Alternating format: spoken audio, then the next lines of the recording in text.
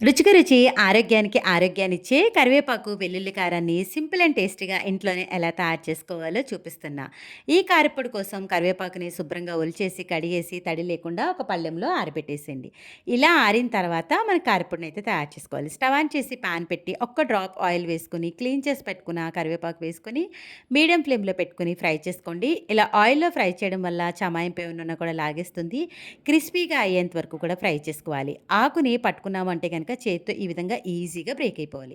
ఇలా అయిన తర్వాత స్టవ్ ఆఫ్ చేసి ఒక పళ్ళెంలోకి తీసుకోండి. అదే పాన్‌లో మరికొద్దిగా ఆయిల్ వేసుకొని 2 టేబుల్ స్పూన్స్ దాకా ధనియాలు, 1 స్పూన్ దాకా జీలకర్ర వేసుకొని మీడియం ఫ్లేమ్‌లో పెట్టుకొని కలుపుతా ఫ్రై చేయండి. ఇది కాస్త వేగిన తర్వాత 7 ఎండుమిర్చిని చిన్నగా కట్ చేసి దీంట్లో వేసుకొని మీడియం ఫ్లేమ్‌లో పెట్టుకొని ఫ్రై చేసేసుకోండి. ధనియాలు, జీలకర్ర, ఎండుమిర్చి బాగా ఫ్రై అయిన తర్వాత స్టవ్ ఆఫ్ చేసేసి పూర్తిగా చల్లారనివ్వండి. చల్లారిన తర్వాత వేయించి పెట్టుకున్న ధనియాలు, జీలకర్రని మిక్సీ జార్‌లో వేసేసుకోవాలి.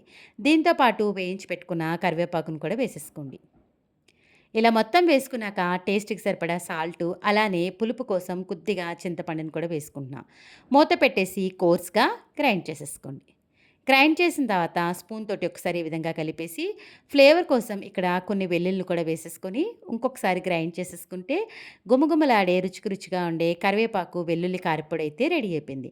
ఈ కారప్పొడి ఇడ్లీ, దోస, రైస్‌లో కూడా చాలా బావుంటుంది.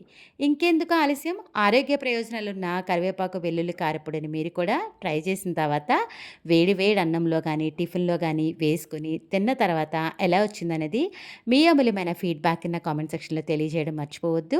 మీ అందరికీ నా వీడియో నచ్చితే లైక్ చేయండి. మన ఛానెల్‌ని సబ్స్క్రైబ్ చేయండి. ఈ వీడియోని మరికొంతమందికైతే షేర్ చేయండి.